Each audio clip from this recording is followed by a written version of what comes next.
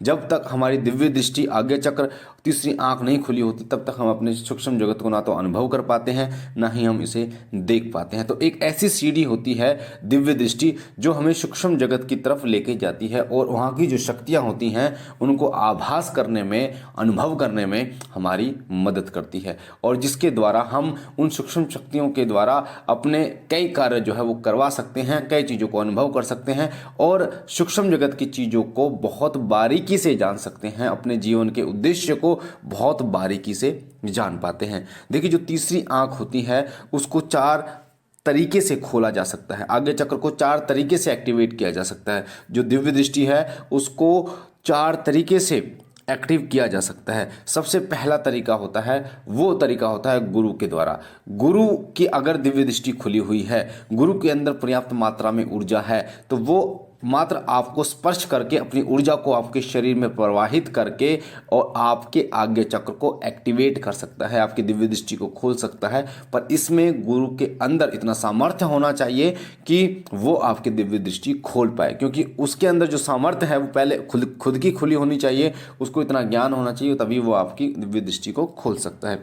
दूसरा होता है ध्यान के माध्यम से, गहन ध्यान के माध्यम से आप अपनी दिव्य दृष्टि को खोल सकते हैं। जब आप गहन ध्यान करते हैं और अपनी जो मूलाधार चक्र से अपने ध्यान को ऊपर की तरफ उठाते हैं तो धीरे धीरे आपके आगे चक्र पर आकर आपका ध्यान जब ठहर जाता है तो आपके दिव्य दृष्टि खुल जाती है।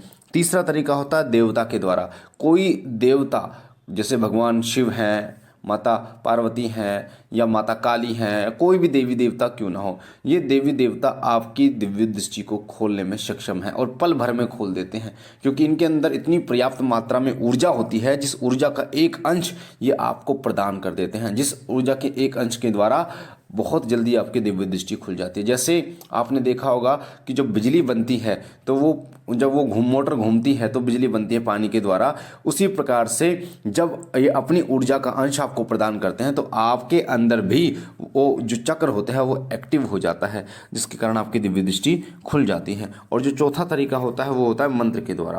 किसी मंत्र को लगातार जाप करने से, लगातार कई साल तक जाप करने से दिव्य दृष्टि खुल जाती है, क्योंकि जब आप मंत्र जाप करते हैं तो एक ऐसा समय आता है जब आपको अपना आभास नहीं होता और मंत्र में आप हो जाते हैं। मंत्र के जो देवता होते हैं वो आपकी आत्मिक शक्ति को, आत्मिक ओरे को बढ़ा देते हैं और आपकी दिव्य दृष्टि को खोल देते हैं।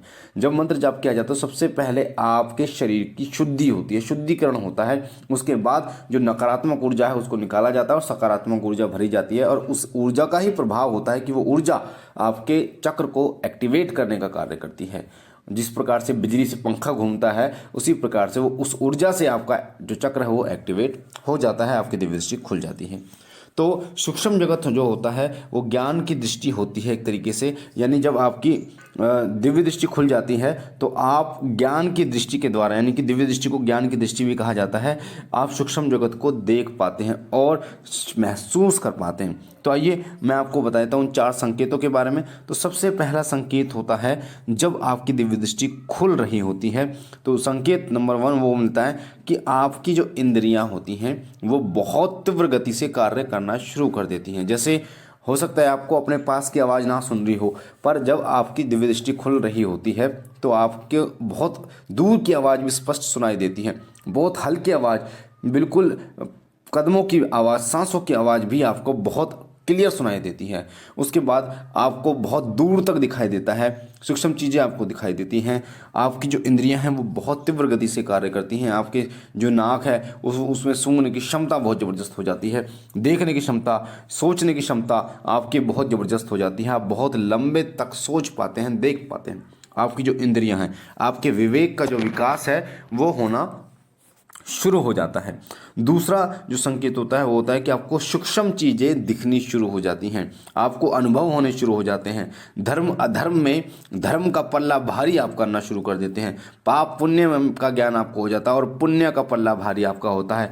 आपको लाभ और अपने हानि के विषय में पता चल जाता है कि आपको क्या फैसला लेना है। और एक बात और आपको बता दूं कि जब दिव्य दृष्टि आपकी खुलती है तो वो चुंबक की तरह कार्य करती है। ब्रह्मांडीय जो ऊर्जा है, ब्रह्मांडीय जो ज्ञान है, उसको आपकी तरफ आकर्षित करती है। ब्रह्मांड में बहुत ज्ञान, बहुत ऊर्जा बिखरी हुई है और इस ऊर्जा को आकर्षित करने का कार्य चुंबक की तरह वो दिव्य दृष्टि करती है। तभी आपको आत्मबोध होता है, तभी आपको ज्ञान की प्राप्ति होती है, जिस प्रकार से महात्मा बुद्ध को हुई थी और वो महात्मा बुद्ध जो है वो सिद्ध पुरुष बन गए थे। अब बताऊँ आपको तीसरा संकेत होता है जब दिव्य दृष्टि खुलने वाली होती है तो उस व्यक्ति को भूतकाल, वर्तमान काल और भविष्य काल घटनाओं का ज्ञान आपको होना शुरू हो जाता है। आप जो है वो स्वप्न के माध्यम से या फिर आपको एक फिल्म के माध्यम से सामने आपको दिखाई देता है, चलचित्र दिखाई देते हैं और भूतकाल, वर्तमान और भविष्यकाल की घटनाओं का ज्ञान आपको पहले से ही हो जाता है। जैसे आप कहीं जा रहे होते हैं कि आपके आगे जो होने वाला होता है उसको आपको पहले ही पता चल जाता है। और कई बार ऐसा होता है कि आप कहीं जा रहे होते हैं और आप एकदम आपके मन में आ जाता है कि नहीं जाना चाहिए और उस रास्ते पर किसी का एक्सीडेंट हो जाता है और रास्ता बंद हो जाता है, किसी वजह से आपको परेशानी होती है और आप ये महसूस करते हैं कि मैं नहीं गया इसलिए सही है। तो इस प्रकार की घटनाएं घटित होनी शुरू हो जाती है। और जो चौथा संकेत होता है, सबसे महत्वपूर्ण संकेत होता है, वो होता है कि परलौकिक अनुभूतियां आपको होनी शुरू हो जाती हैं। परलौकिक अनुभूतियां सूक्ष्म जगत की अनुभूतियां होती हैं जिसमें आपको देव दर्शन आता है, यानी देवता के दर्शन या देवलोक की आपको दिखाई देना शुरू हो जाता है। जो अन्य जो लोक हैं वो आपको दिखाई देने शुरू हो जाते हैं। संकेत जो होते हैं वो स्पष्ट रूप से आपको दिखाई देते हैं। जो ईश्वर, जो देवता आपको संकेत देते हैं, पहले वो धुंधले होते हैं पर धीरे धीरे वो क्लियर हो जाते हैं। तो जब दिव्य दृष्टि किसी व्यक्ति की खुलती है तो साफ साफ संकेत उस व्यक्ति को दिखाई देते हैं। जैसे शीशा अगर धुंधला होता तो देखो आप अपने आप को देखेंगे तो धुंधले आप दिखाई देंगे, पर साफ करेंगे जब शीशे को तो क्लियर दिखाई देंगे। उसी प्रकार से जब आपकी दिव्य दृष्टि खुलती है तो आप स्पष्ट रूप से देख पाते हैं, क्लियर रूप से देख पाते हैं।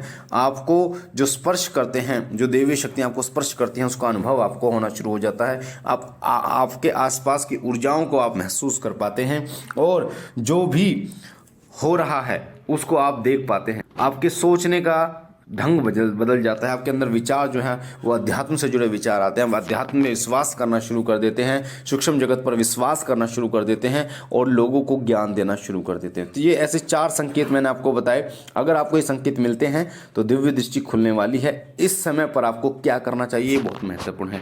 इस समय पर आपको अपने नियमित जो भी आप मंत्र जाप कर रहे हैं, पूजा कर रहे हैं, उसमें आपको समय बढ़ा देना चाहिए और समय बढ़ाने के साथ साथ में आध्यात्मिक चीज़ों को आपको पढ़ना चाहिए, सुनना चाहिए, ताकि आपके अध्यात्म का विकास और ज़्यादा बढ़ पाए। और ईश्वर का धन्यवाद जरूर आपको करना चाहिए। मुझे आशा है ये छोटी सी जानकारी बहुत महत्वपूर्ण आपको पसंद आई होगी। पहली बार चैनल पे हैं तो शिव कृपा परिवार से जुड़ने के लिए वीडियो के नीचे जो लाल कलर का बटन है सब्सक्राइब का, उसे दबा के चैनल को सब्सक्राइब कीजिए। आपके सीधे हाथ पे जो बेल आइकन है उसे दबाइए ताकि जो जानकारी हम डालें वो सबसे पहले आपको प्राप्त हो सके। मैं बाबा भोलेनाथ से विनती करता हूँ कि बाबा भोलेनाथ आप पर कृपा करें, अपनी अनुकंपा करें और आप और आपका परिवार सदा सुखी रहे, स्वस्थ रहे, खुश रहे। हम मिलते हैं एक नई जानकारी के साथ। तब तक के लिए ओम नमः शिवाय, ओम नमः शिवाय, ओम नमः शिवाय।